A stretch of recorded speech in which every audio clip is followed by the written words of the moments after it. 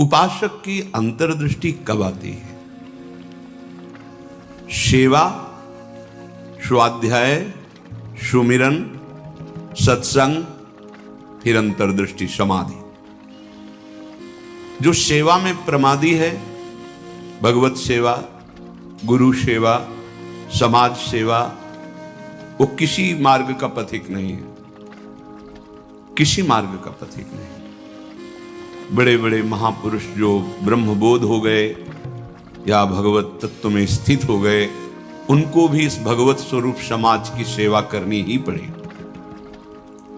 शरीर में जब तक हमारे बल है तब तक हमें समाज स्वरूप, भगवत स्वरूप, गुरु स्वरूप, वो एक ही परमात्मा बैठा है, हमें सेवा में तत्पर रहना है। क्योंकि शरीर से बहुत जन्मों में अशुभ कर्म हुए हैं, उनका क्षय सेवा से होता है। प्रगट शरीर से जब हम सेवा करते हैं, इसका प्रभाव मन पर पड़ता है। जो हम क्रियाएं करते हैं उनका प्रभाव मन पर पड़ता है। यदि अशुभ क्रियाएं हैं तो मन गंदा संकल्प करने वाला मलिन होता चला जाएगा। शुभ क्रियाएं हैं थोड़ा पवित्र होता जाएगा। लेकिन आपकी शुभ अशुभ दोनों से परे क्रियाएं भगवत स्वरूप, तो आपका मन भगवत स्वरूप हो जाएगा। तब अंतर्दृष्टि खुलती है, एक एक इंद्रिय परम पावन हो जाती है। ये 7 बातें पूज्य श्री राधा बाबा आदेश कर रहे हैं अंतर्दृष्टि खोलने के लिए। साधक प्राणों की बाजी लगा करके भी इनका कभी उल्लंघन न करे तो 4 अनर्थों का अपने आप नाश हो जाता है। आगे वर्णन आएगा। प्रेम ही अंतर्दृष्टि है। प्रेम नेत्र, हरिवंश नेत्र, हिय के नयन निहार, अंतर्दृष्टि, ये एक ही शब्द के बहुत से पर्यायवाची हैं।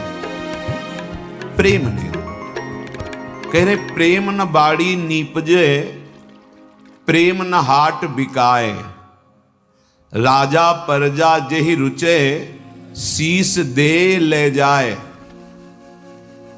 समझो, प्रेम ये बाजारू वस्तु नहीं कि खरीद लोगे पैसा देके।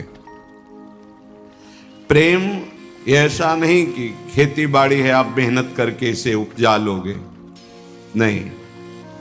बोले चाहे राजा हो या प्रजा हो, जिसे भी प्रेम चाहिए शीस दे ले जाए। नारायण अति कठिन है, हरि मिलन की बाट, या में पग पीछे धरे, प्रथम शीस दे काट। प्रथम शीस दे काट, शीस दे ले जाए, इसका क्या भाव होता है?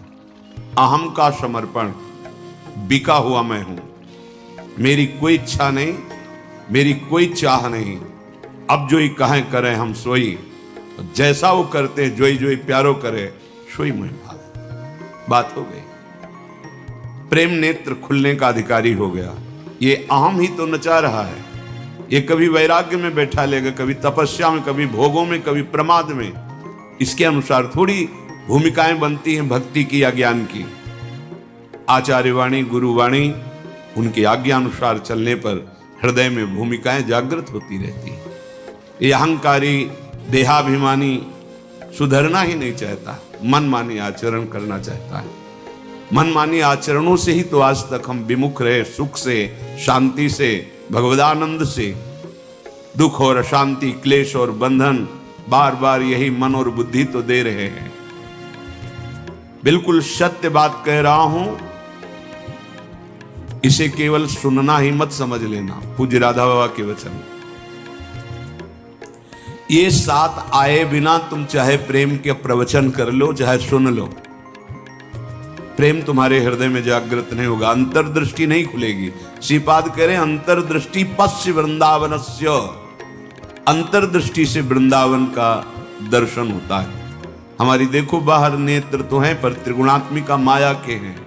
स्त्री दिखाई देती, पुरुष दिखाई देता है, जड़ दिखाई देता है, चैतन्य दिखाई देता है, अच्छा दिखाई देता है, बुरा दिखाई, ये कुछ नहीं। यहां सब चिदानंद वपु, प्रियाजू की सहचरियां और दिव्य एक पत्ते की कांति के बराबर भी महामहिम वैकुंठ नहीं है।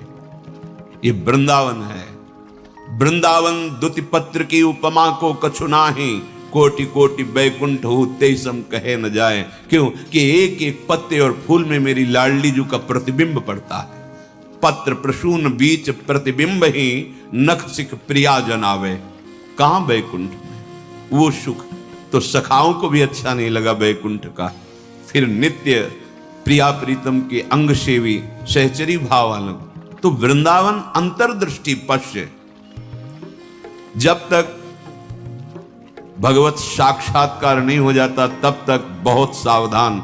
इसके बाद सावधान रहने की जरूरत ही नहीं। जैसे मन सच्चिदानंद प्रभु का स्पर्श करेगा फिर इसको विषय सेवन की स्मृति ही नहीं रह जाती। उसे उपरती अवस्था कहते हैं। एक होती त्याग अवस्था, ये साधक करता है। विषयों के प्रति आकर्षण है पर भोगूंगा नहीं क्योंकि मुझे भगवत प्राप्ति करनी।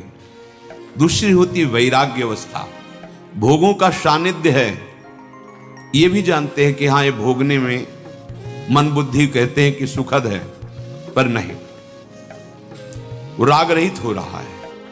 और एक स्थिति आती है कि भोग सामग्री सानिध्य है, ये भोगने वाली चीज इसकी स्मृति ही खत्म। जैसे विष्ठा देख करके भोगने की खाने की इच्छा नहीं होगी, वमन देखकर खाने की इच्छा नहीं होगी। मलवत वमनवत विश्ववत ऐसे यहां से लेके ब्रह्मलोक तक के भोगों का उसे त्याग हो जाता है, जिसे उपरति कहते हैं। भोग सामग्री है, भोगने की इच्छा ही नहीं है, ये बोध भी नहीं रहता कि ये भोगना चाहिए क्योंकि अखंड स्मृति जागृत हो गई आराध्य देव की। पहला उपासक को शांत लक्षण धारण करना। काम आ रहा है, क्रोध आ रहा है, कोई गाली दे रहा है, विक्षेप हो रहा है, प्रतिकूलता आ रही, अपमान, अनुकूलता आ रही, सम्मान। शांत का मतलब ना हर्ष न शोक, गंभीर, अंदर से गंभीर शांत। पहला लक्षण अंतर्दृष्टि खोलने के लिए सिद्धांत में भी वर्णन, शांति रव्यर्थ कालत्वम विरक्तिर्मान शून्यता। शांति, अपने प्रति कोई बार बार अपराध कर रहा है, शांत। न शरीर से दंड, न वाणी से दंड, न मन से दंड देने का संकल्प, क्योंकि सब में मेरा प्रभु विराजमान है। बिल्कुल ध्यान से बाबा ने कहा, ये बिल्कुल सत्य सत्य बात कह रहा हूं। प्राणपन से इन सातों बातों का निर्वाह करोगे तो अंतर्दृष्टि खुल जाएगी। प्रेम, यदि आप थोड़ा भी प्रमाद करेंगे तो इनको धारण नहीं कर पाएंगे। पहला ही है शांत, भाव देश में भी पहला है शांत। शांत दास्य शक्य वात्सल्य कांता सहचरी। शांत हमारे भगवान का स्वरूप है, शांताकारम, शांत। समझो, वाणी शांत, मन निसंकल्प, कोई चाह नहीं, स्थिति यहां पहुंचनी। शांत का स्वरूप ये, न सोचते न कांक्षते, क्षमा सर्वेषु भूतेषु मद भक्तिम लभते पराम। मेरी भक्ति का परम लाभ, पराभक्ति का स्वरूप ये। कोई चाह नहीं, कोई चिंता नहीं, कोई भय नहीं, कोई शोक नहीं। ब्रह्मभूता प्रसन्नात्मा, हर समय अखंड प्रसन्नता। देखो भक्त कैसा शांत होता है। परीक्षित जी महाराज गर्भ से ही भगवान के परम प्रिय भक्त हैं। भगवान ने गर्भ में ही रक्षा की। जब ये उत्तरा जी के गर्भ में थे, अश्वस्थामा ने ब्रह्मास्त्र संधान किया। कितनी बुद्धि बिगड़ गई थी। गर्भस्थ शिशु की हत्या सबसे बड़ा पाप होता है। भ्रूण हत्या, गर्भ हत्या, ये बहुत बड़े पापों में आता है। इतना बड़ा विद्वान क्रोध के वशीभूत होकर ब्रह्मास्त्र का संधान कि पांडवों का वंश ही विनाश कर देंगे। उत्तरा ने किसी अन्य का आश्रय नहीं लिया। जैसे द्रौपदी जी से चूक हुई, पतियों का आश्रय, सभा में बैठे हुए महापुरुषों का आश्रय, भुजाओं का आश्रय, दांत का, उत्तरा ने नहीं। जे ही देखा कि जाजुल्यमान ब्रह्मास्त्र गर्भ नष्ट करने के लिए आ रहा है, हाथ उठाया और तुरंत भगवान का, हे करुणा निधान गोविंद, पूरा शब्द नहीं हुआ, भगवान गर्भ में ही प्रकाशित हो गए। आसपास गर्भ की रक्षा कर रहे हैं। परीक्षित जी गर्भ से ही भगवान के भक्त हैं। अधर्म का धन कोई भी हो बुद्धि भ्रष्ट कर देता है, बहुत इससे बचा जाता है। आप इससे समझिए अधर्म के धर्म का कितना प्रभाव होता है। जबरदस्ती बलात् राजाओं को जीत करके वैभव छीनना, यह स्वभाव था जरासंध का। संतों के मुख से सुना कि जब भीम के द्वारा भगवान ने जरासंध का वध कराया, सहदेव का तिलक किया, पर उसका वो मुकुट जिसमें बहुत से राजाओं की जीती हुई रत्न मणियां हीरे आदि थे, वो मिला के सबसे 20,000 तो कैद किए था। जैसे पशुओं की बलि देना हो, ऐसे वो बलि देने के लिए 20,000 राजाओं को। वही मुकुट एक दिन परीक्षित जी अपने मस्तक पर धारण किए। धारण करते ही शिकार खेलने का मन, चल पड़े शिकार। इतनी प्यास असह्य हो गई कि ऋषि आश्रम में गए। वो समाधिस्थ थे, अपने स्वरूप में स्थित थे। कोई है आश्रम में, मुझे बहुत प्यास लगी है।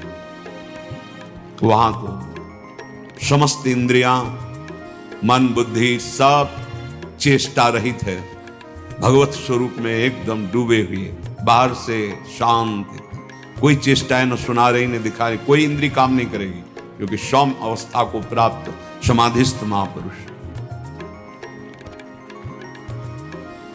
पता नहीं कैसे ऐसी बुद्धि बदल गई इतने बड़े महाभागवत की, उपेक्षा करके बाहर निकले, देखा एक मरा हुआ सर्प पड़ा था, ऐसे धनुष की नोक से उठाया और ऋषि के गले में डाल दिया। महत अपराध है। साधु का उपहास या इस तरह की चेष्टाएं, उनको इसका भी पता नहीं चला, तो शांत अपने स्वरूप में स्थित है। कुछ ब्रह्म ऋषि कुमार देखे कि राजा परीक्षित अंदर गए थे, बाहर गए तो कोई बात थी क्या, वहां गए तो देखा समाधिस्थ थे, उनके गले में मरा हुआ सर्प। तो ऋषि कुमार दौड़ते हुए श्रृंगी ऋषि जहां स्नान कर रहे थे वहां गए और कहा, राजा परीक्षित ने बड़ा उपहास किया, आपके पिताश्री का एक मरा हुआ सर्प गले में डाल दिया। इतनी बड़ी सामर्थ्य कैसे कि समाधिस्थ मेरे पिता का अपमान। तो क्या उन्होंने समझ लिया कि राजाओं के पास ही बल होता है, ब्रह्म ऋषियों के पास बल नहीं होता?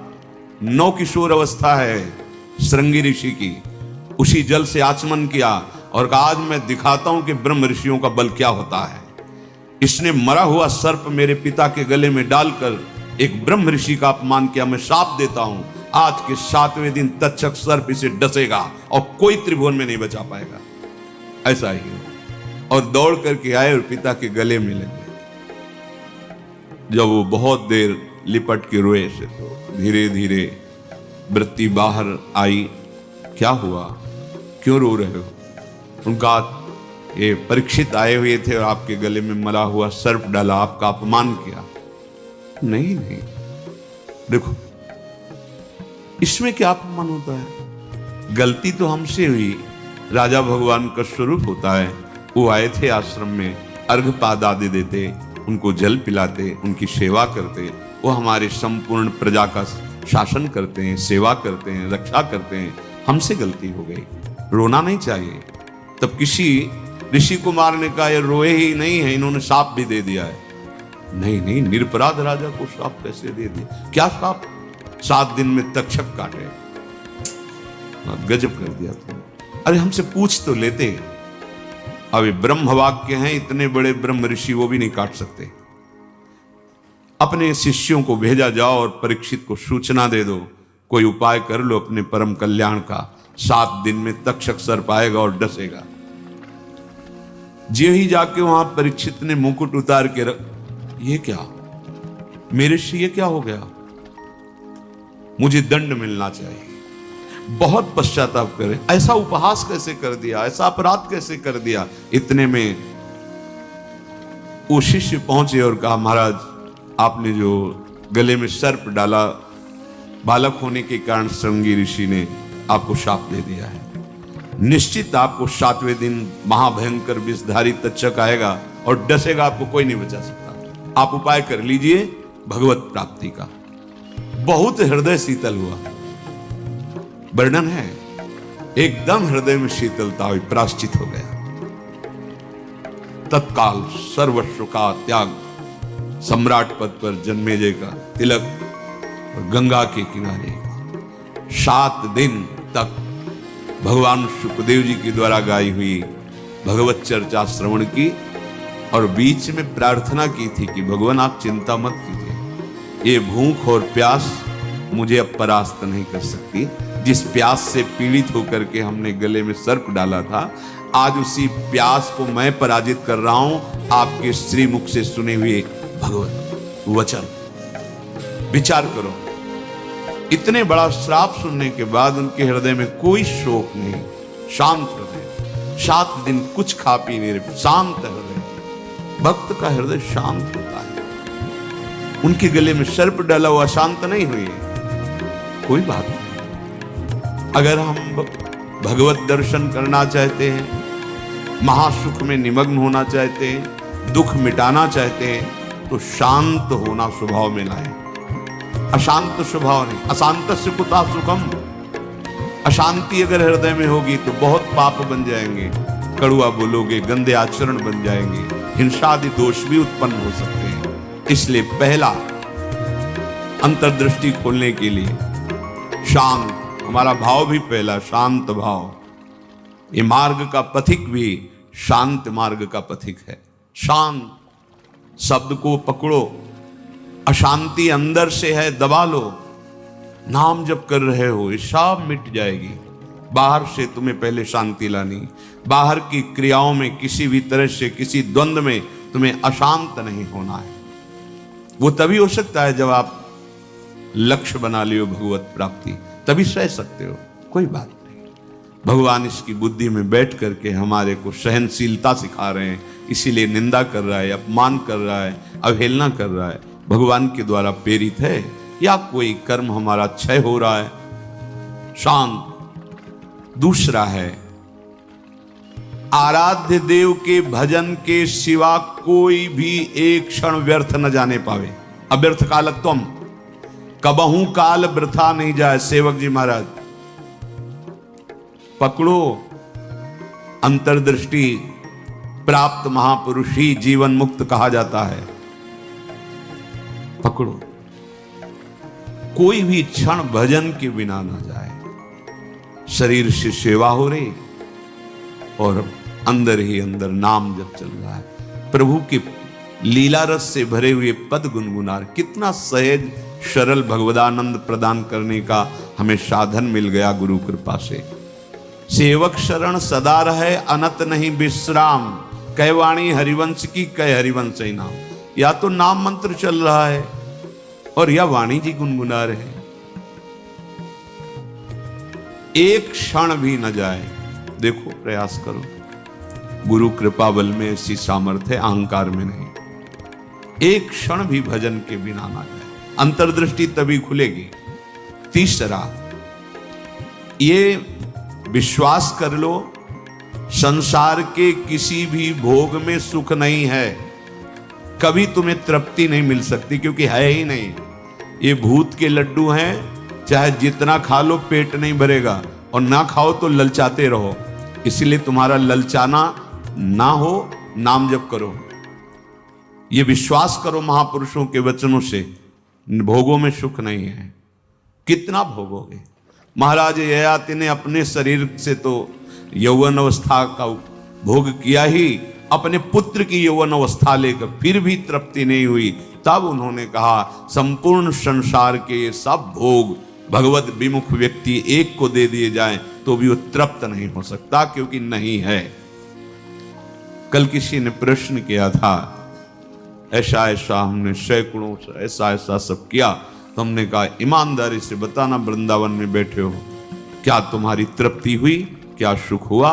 तो चिल्ला के रो के बोला, नहीं नहीं होगी। विनिश्चितम बदामि तेन अन्यथा वचांस। गोस्वामी जी के, मैं झूठ नहीं बोल रहा, सत्य कह रहा हूं। हरिम भजन, बिना भजन के तुम्हारे इंद्रियां, तुम्हारा मन, तुम्हारा हृदय शीतल हो ही नहीं सकता, विश्राम पा ही नहीं सकता। ये जलाती रहेंगी कामनाएं, तृष्णा, वासनाएं। इसलिए पहले समझ लो, गुरुजनों के वचन मान लेने से निकल जाओगे। अगर अनुभव करने की चले भोग राज्य में, तो आज तक कोई ऐसा नहीं हुआ कि स्वयं लौट पाया हो। हमारी आपकी तो बात जाने दो, बड़े बड़े महापुरुषों में। एक उदाहरण, आद्य गुरु भगवान शंकराचार्य जी नवीन किशोर अवस्था में ही पूरे विश्व को अपने प्रकांड ज्ञान के द्वारा परास्त कर दिया। जब तीर्थराज प्रयाग पहुंचे, पूरे सन्यासियों का साथ में दल होता, मंडली होती, तो आगे भगवान शंकर साक्षात शंकराचार्यम शंकरम शंकराचार्यम, ज्ञान का विशुद्ध स्वरूप तेजों में दृष्टि पड़ते ही चरणों में झुक जाए, ऐसा तेज। मंडन मिश्र नाम के एक बड़े विद्वान थे।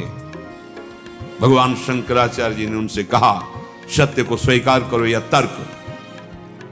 उन्होंने तर्क स्वीकार किया, पर ज्ञान समुद्र भगवान शंकर से कौन जीत सकता है, परास्त।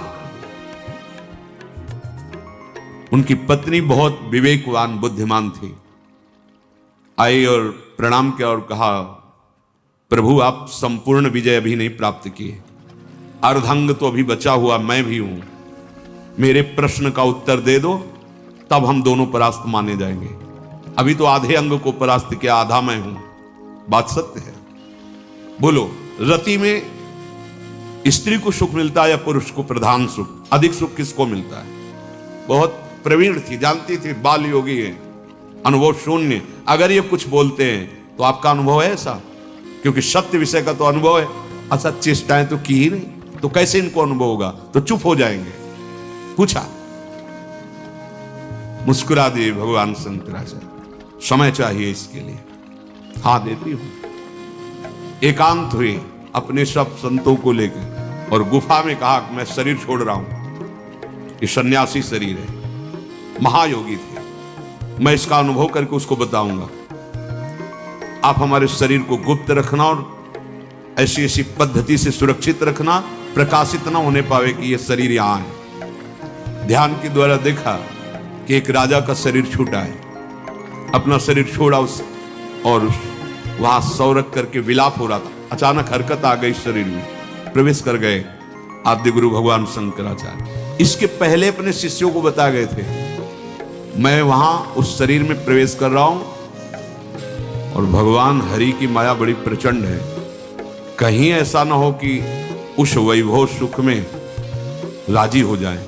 तो एक मोह मुद्गल स्तोत्र की रचना करके दे दी थी, ये आके सभा में सुनाना तो ये सब ठीक हो जाए। आद्य गुरु भगवान शंकराचार्य ज्ञान समुद्र, वो कह रहे हैं कि कहीं ऐसे वैभव में, राज वैभव में बुद्धि राजी ना हो जाए, इसलिए मोह मुद्गल स्तोत्र, भज गोविंदम गोविंदम भज मूढ़मते, पूरा स्तोत्र है, ये सुनाना के राज दरबार में। जे ही हरकत हुई शरीर में, तो अब तो महान खुशी, नहीं राजा जीवित हो गए, बड़ा आनंद उत्सव मनाया गया। अब शरीर तो राजा का, लेकिन अंदर योगी, महायोगी, लौकिक चेष्टाओं का बिल्कुल ज्ञान नहीं। रानी बहुत बुद्धिमान थी, समझ गई कि राजा तो पधार गए हैं, इनके शरीर में किसी योगी का आवेश हुआ है। कोई योगी तो क्या, हमारे राजा ही तो है ना। उसने गुप्तचरों को आदेश किया, कहीं भी किसी योगी का शरीर दिखाई दे तो उसको तत्काल नष्ट कर दिया जाए। पहले ही भगवान शंकराचार्य जी ने गुप्त रख लिया था, बता दिया था सुरक्षित रखना। सारी चेष्टाएं उनको सिखाई रानी ने।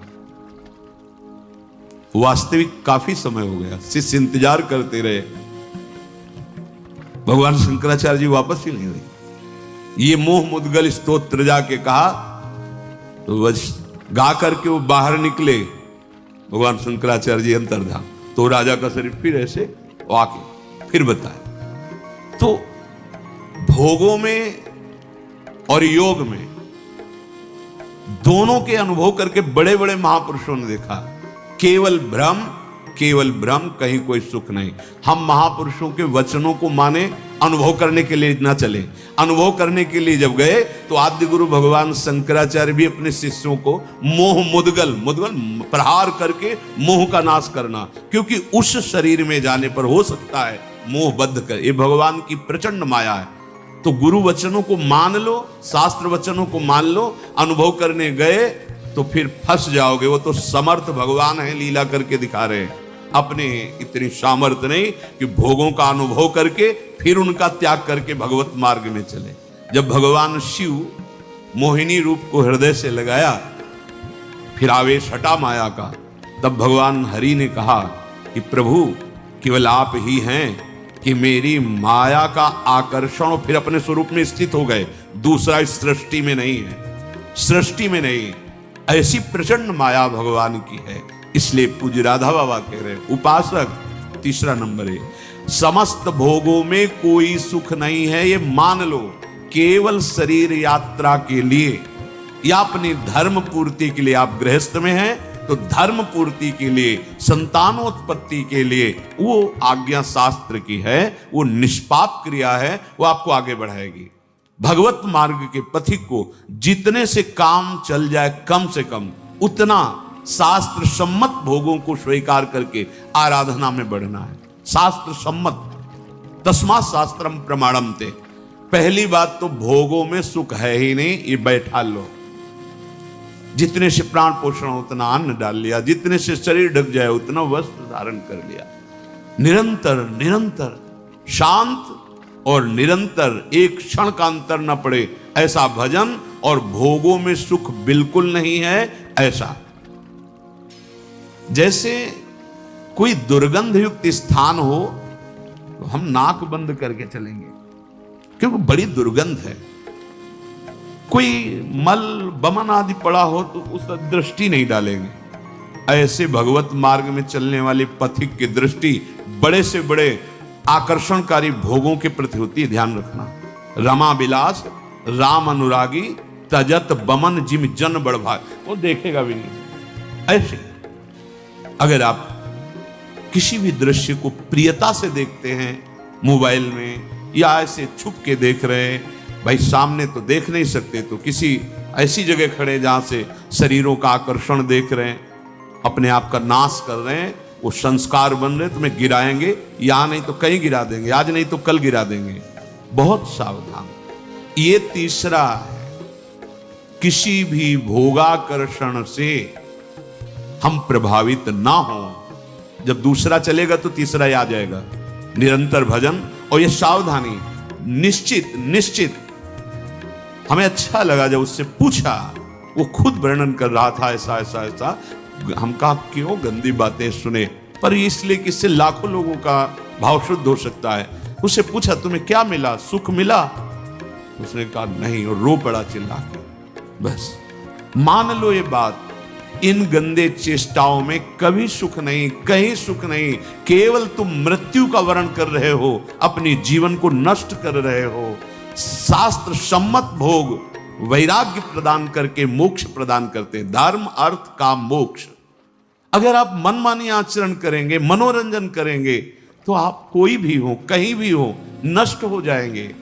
ये संत महापुरुष जन, इनकी वाणी एक जैसे मां दुलार करके डांटती है, ऐसे अनंत दुलार लेकर आपसे कह रहे हैं। आपकी निंदा करना उद्देश्य थोड़ी है, आपको अवगुणी साबित करना उद्देश्य नहीं, आपके हृदय को चोट पहुंचाना उद्देश्य नहीं, पर आपके हृदय को महान बनाना और दुर्गुणों से, दुर्विचारों से, दुष्कर्मों से मुक्त करा के महासुख में निमग्न करना, इस संतों की वाणी का पावर है, ये उसकी सामर्थ्य है। आप उससे कटु वचन न माने, उपहास या अवहेलना न माने। जैसे हम चाहे जो रोग हो डॉक्टर के सामने पेश करते हैं, ऐसे ही बड़ी कृपा है उनके ऊपर जो अपने अवगुणों को अवगुण मान रहे हैं और उनसे दूर होना चाहते हैं। ये कोई आश्चर्य में बात नहीं, क्योंकि भगवती माया बहुत बलवती है। भगवत विमुख कुछ भी करा सकती माया।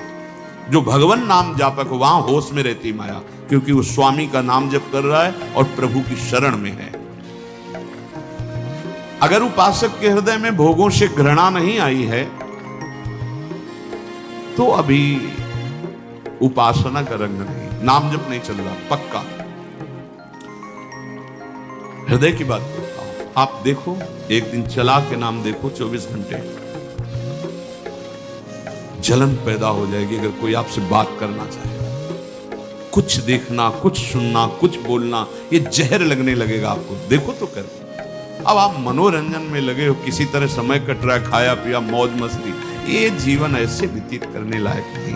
बड़ा दिव्य जीवन है। मानव देह पशुवत थोड़ी आचरण करना है। दिव्य दैवी सद्गुणों से युक्त होकर आप चाहो नारायण बन सकते हो, आप साकेतपुर जा सकते हो, आप शिव स्वरूप कैलाश में जा सकते हो, आप जो भाव चाहें दिव्य भाव में। ये जन्म मरण का दुख भोगते भोगते तुम्हें ऊबना नहीं आया।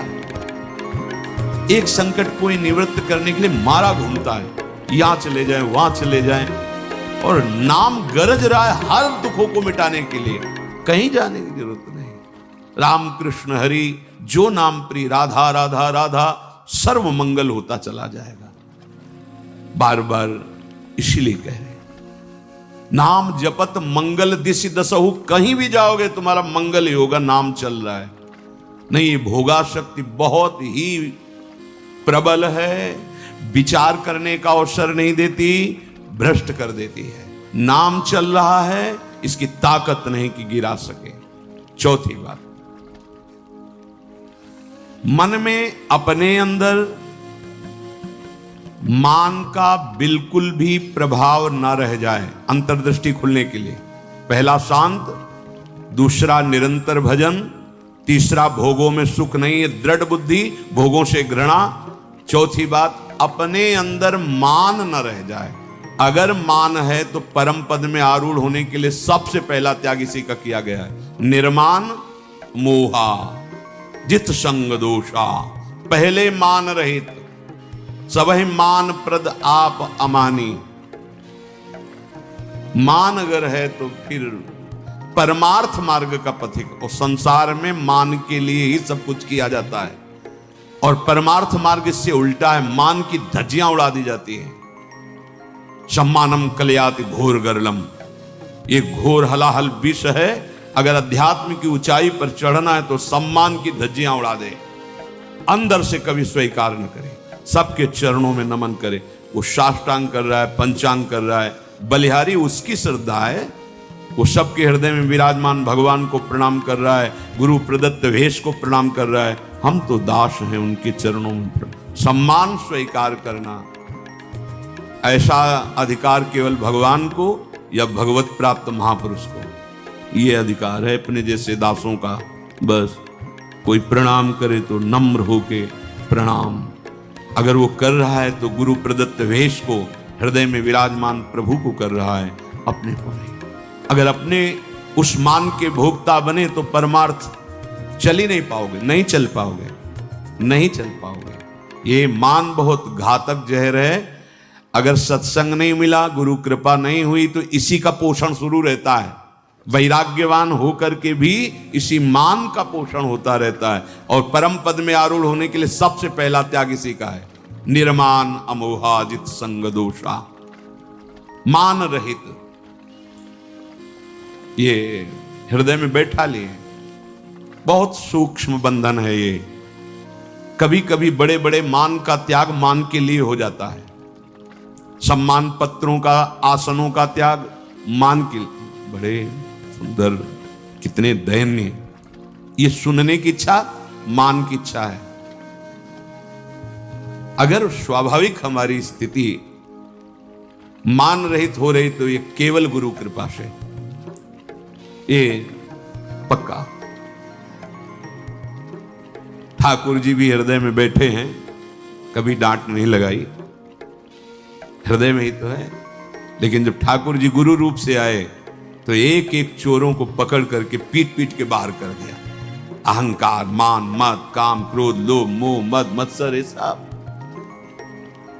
पर टिको ना, आज्ञा पे टिको, गुरुजनों की आज्ञा पर, वाणी पर टिको, सब ठीक हो जाए। ये जिम्मेवारी प्रभु की बन जाती है। योगक्षेमम वहाम्यहम्, अप्राप्त को प्राप्ति कराना और प्राप्त की रक्षा करना।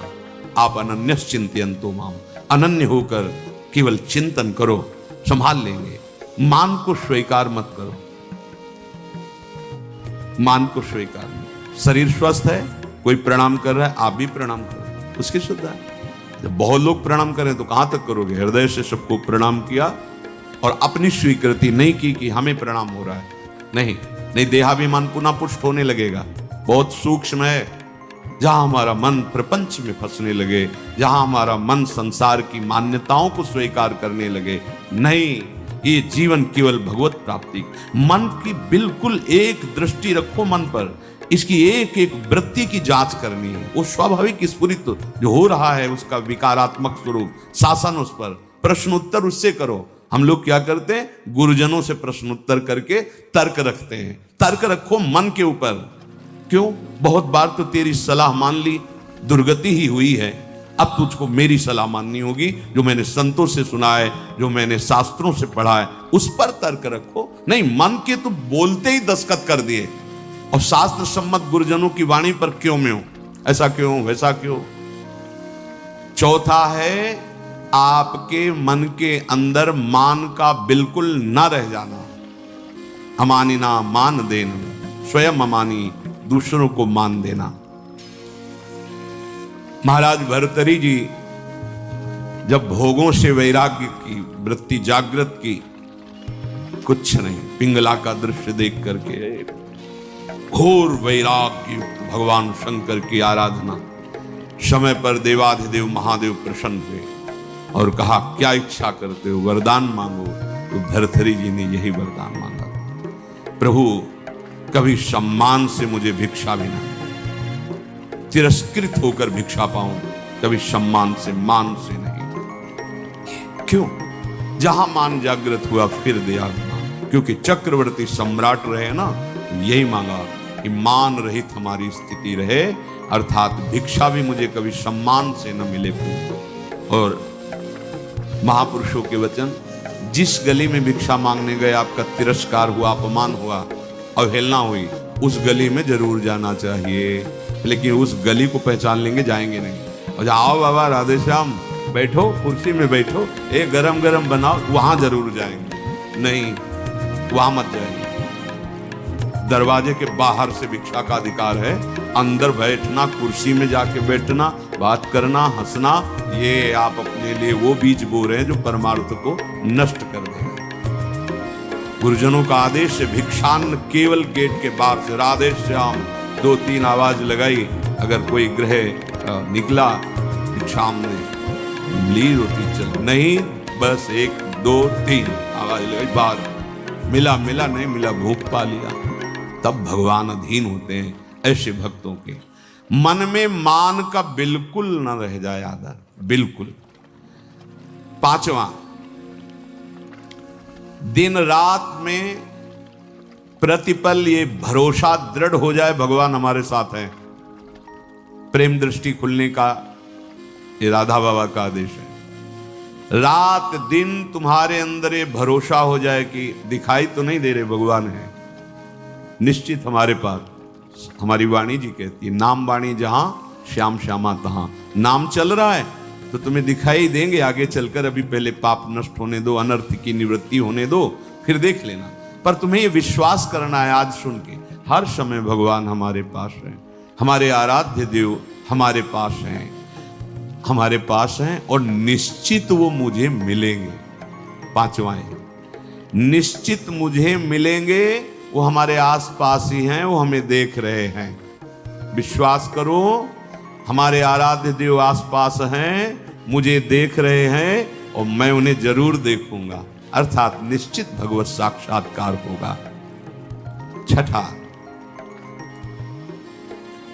माला संख्या पूरी करने वाली यहां बात नहीं है, वो तो प्रारंभ की होती है। यहां बात है कि प्राण छूट जा सकते हैं लेकिन भजन नहीं छूट सकता, ऐसी दृढ़ता पूर्वक भजन। दूसरा था निरंतर भजन, अब इसमें दृढ़ता पूर्वक भजन। दृढ़ता इसलिए 6 नंबर मानो उसी की व्याख्या का रखा है। कोई प्रलोभन आ सकता है जो आपके भजन को रोक सके, क्योंकि माया बहुत बलवती है। कोई वासना दबी होगी, वही वासना का सारा भोग सामग्री फ्री, एकांत भोगो इसको, क्योंकि आप बहुत ऊंचाई पर चढ़ने जा रहे हो, भोगो इनको। लेकिन भगवत साक्षात्कार करने वाला, किसी प्रलोभन में प्रभु देव त्रिभुवन की राज्य लक्ष्मी देने पर भी आधे पल के लिए, याद हो गया होगा आपको, सैकड़ों बार कहा है, आधे पल के लिए भी अपने प्रभु का विस्मरण नहीं। इसे दृढ़ता कहते हैं। और भयानक से भयानक पीड़ा और कष्ट होने पर भी प्रभु का विस्मरण नहीं। देखो यहां तो जरा सा कुछ विक्षेप हो गया तो भजन ही नहीं है, भजन ही नहीं है। वैसे ही भजन ने बिना विक्षेप के, फिर शारीरिक कोई पीड़ा, कोई बहादुर आदमी वही होता है जब उसके घाव लगते हैं ना रणभूमि में, तो उसको और आवेश आता है शत्रु को मारने का। ऐसे ही उपासक होता है। बुखार है, कष्ट है, पीड़ा है, नाना प्रकार के दुख हैं, उसको और आवेश आता है, पहले से भी और अधिक नाम जप। ये जीतने का मार्ग है, हारने का नहीं। जीतो, हर विषय को रौंदो, हर विक्षेप को रौंद दो नाम बल से। भजन नहीं छूट, नहीं मन लग रहा चिल्लाओ राधा राधा राधा राधा राधा। ऐसे अगर तुम मन फंसा लेगा, जान गया कि जरा सा दुख दो भजन छोड़ देगा, नहीं। बाबा कह रहे हैं ऐसा भजन, पहले तो निरंतर भजन का आदेश दिया, ऐसा भजन जिसमें इतनी दृढ़ता कि चाहे प्राण चले जाएं, संख्या वाली बात हम नहीं रह गई, चाहे प्राण छूट जाएं तो वही बात अलग। जैसे एक जगह महापुरुषों के वचन सुने थे, या तो गाढ़ नींद में हो तो तुम्हारी बात अलग, और या मृत्यु में मूर्छा में हो तो तुम्हारी बात अलग। नहीं, अगर चेतना है तो नाम नहीं छूटेगा, चेतना है तो नाम नहीं छूटने देंगे। ये थोड़े दिन तुम्हें कठिन लगता है, जहां अभ्यास हुआ मस्त हो जाओगे, देख लेना, निहाल हो जाओगे। ऐसी बातें कोई प्रयास नहीं करना पड़ेगा। जैसे पलक झपकने का प्रयास आप नहीं कर रहे, जैसे दिल धड़कने का आप प्रयास नहीं कर रहे, जैसे श्वास प्रश्वास में आप कोई प्रयास नहीं कर रहे, ऐसे। और जहां भजन शुरू हुआ तो जैसे भोजन आप करते हो पचा लीवर देता है, ऐसे नाम आप जब करो सारे दुख नष्ट कर देगा नाम, पचा देगा सारे कर्मों को, भस्म कर देगा। दृढ़ता, अभी हमारे अंदर दृढ़ता नहीं, थोड़ा सा व्यवहार, थोड़ा सा सम्मान, थोड़ी सी प्रतिकूलता, अपमान, भजन छुड़वा देगा। देख लो, ऐसी दृढ़ता की प्राण निकलने की भी बात हो तो राधा राधा राधा, नाम नहीं छूट सकता। सातवां, जहां भगवान की लीलाएं हुई उनमें अत्यंत आसक्ति हो जाना। ये ब्रज 84 कोश भगवत लीला क्षेत्र है, इसमें आसक्त हो जाना। भले आप नहीं रह पा रहे हैं, लेकिन आप कहीं भी हो, आश्रय इधर हो वृंदावन। जब आपको छुट्टी मिली भागे वृंदावन, एक दिन ही सही परिक्रमा लगाई, दर्शन किया, सत्संग किया। भगवत लीला स्थलियों में आसक्ति, आसक्ति का मतलब होता है फिर और कहीं जाने की इच्छा नहीं होगी। जैसे विदेश में गया हुआ आदमी छुट्टी पाया तो अपने देश जा, तो अपने घर की बात सोचे, घर जाना है, ये हमारा घर है वृंदावन। हम भूल से माया में अनेक संबंध स्थापित करते हुए भटक रहे हैं। आ जाओ, हरि भाग बढ़ो वृंदावन पायो। ये 7 बातें जब कोई धारण करता है और 4 विघ्नों से बच जाता है तो उसके हृदय में अंतर्दृष्टि प्रकाशित हो जाती है। ये 4 दुष्कृत हैं, अनर्थ, ध्यान से सुनना। ये 7 बातें स्वीकार करनी है और इन 4 बातों से बचना है। पहला है दुष्कृत जात अनर्थ। पूज्य श्री राधा बाबा, पूर्व जीवन में जो हमसे पाप हुए हैं, बड़े बड़े बुरे कर्म हुए, पूर्व में लाखों अनंतों जन्मों का बात आ गई। अभी अज्ञानी जी ऐसे तर्क करते हैं, कौन जाने पीछे कर्म हुआ है कि नहीं। Excuse me, this product does not work. I need a replacement right now. Ma'am, first of all, lower your voice. I'm here to help, not to be shouted at. अभी नया बच्चा जो प्रकट हुआ वो किसी विद्यालय में तो नहीं गया कि शिक्षा दी गई हो। आप ऐसे करो, वो भयभीत हो जाए, मतलब जानता है भय का क्षेत्र है। माँ जब दूध तो पीने लगता है, इसका मतलब ये पूर्वाभ्यासी है, इसका दुलार करो, ऐसे पुचकारो, वो इसका मतलब है जानता है, इसे प्यार कहते हैं और ये इसको प्रहार कहते हैं। वो बड़ा पुरातन है, कपड़ा नया बदला हुआ है, अभी जीव नया है। कर्म भोग जब होते हैं, कई प्रश्न करते हैं कि अभी तो 10 वर्ष का बालक था, उसने इतना बड़ा पाप क्या किया, ऐसा। तुम क्या जानते हो? कपड़ा 10 वर्ष का है लेकिन पहनने वाला बहुत पुरातन है। वो भगवान का अंश है, न जाने कितने शरीरों का त्याग करते हुए पाप कर्म किए, तो वो उसको दंड मिल रहा है। महापुरुषों के वचन, ये अज्ञानी जनों के ऐसे तर्क होते, कैसे उनको समझाए? कह रहे हैं कि जो तुमने पूर्व जीवनों में पाप कर्म किए हैं, अब तुम भजन में लग रहे हो, तुम्हारा अंतिम जन्म का निर्णय है कि मैं भगवत प्राप्त हो जाऊं, अब वहां से हिसाब फटाफट होगा। वो संस्कार मन पे आएंगे, तन पे आएंगे, शांत नाम जप बढ़ाते जाओ। जो भोग जितना, वो बहुत कम करके भोगवा रहे हैं भगवान, बहुत कम करके। अगर तुम्हें अपने सारे कर्मों का भोग भोगना पड़े तो हजारों करोड़ों जन्म बार बार लो और बार बार भोगो, तो भी निपटना मुश्किल हो जाएगा, इतना स्टॉक है। अब इसी जन्म में थोड़ा थोड़ा करके भुगा करके अपने पास बुला लेते हैं। अत्यंत कृपा है। जो भी दुष्कृत जात अनर्थ तुम्हारे जीवन में आएगा, 2 प्रकार से, एक दंड रूप से आएगा और एक आएगा पाप कर्म कराने की प्रेरणा रूप से। ध्यान दीजिए, एक को तो भोग लेना है, दंड को। दूसरा आएगा मन में बैठ करके पाप कर्म कराने की प्रेरणा देगा, पाप कर्म कराने की सुविधा देगा। अगर दूसरे को भोग लिया, आगे फिर योनि बनने का, किसी योनि में जाने का आपने हिसाब तैयार कर लिया। समझ लीजिए, धर्म पूर्वक भोग स्वीकार की आज्ञा है।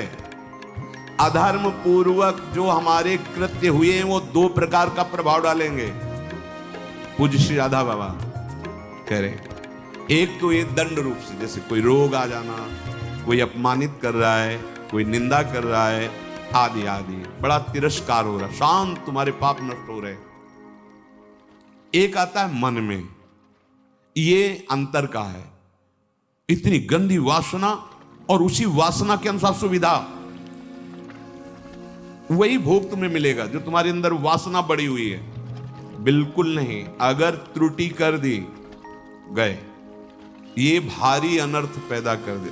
प्रायः चलन चलन सब कोई कहे, बिरला पहुंचे कोई, एक कंचन एक कामनी दुर्लभ घाटी दोए। बहुत सावधान। ये बार बार आपको भजन करते समय बुरे कर्मों की स्फुरणा बुराई की तरफ घसीटेगी। 1 मिनट के लिए इससे छोड़ दो और नाम जप साधन सब चलो, 1 मिनट बस हो स्मरण स्वरूप संसार की। बड़ा गजब है, 1 मिनट के लिए भी इसे चैन नहीं है। जरा सा छूट पाई, भागा संसार में, कोई न कोई पूर्व देखे हुए दृश्य, सोची हुई बातें सामने लगे। इसको अवसर, तभी इसलिए दृढ़ता पूर्वक भजन, पूरा ध्यान रहे इस पहले अनर्थ से हटने के लिए। अगर हमें शारीरिक कोई दुख मिल रहा है, बाहरी व्यवहारिक दुख मिल रहा है, मुझे भगवान से प्रश्न नहीं करना, वो सर्वज्ञ हैं। उन्होंने जानबूझ करके हमारे कर्मों का नाश करने के लिए ये विधान डल गए, भगवत मार्ग में आगे बढ़ गए। बलिहारी उस चरणों की, उस महात्मा की, उस साधक की, जो ऐसे उसे मस्त कहते हैं। वाह वाह रे फकीरा वाह जी, धन्य है तू, निकल गया माया को रौंद के। तो फकीर का मतलब केवल वेश से नहीं है, अंतर से है। सबको भगवत प्राप्ति करने का अधिकार है, सब महात्मा हो सकते हैं, चाहे जिस वेश में हो, बस आचरणों को सुधार करके स्थिति को लाओ, स्थिति प्रज्ञ को महात्मा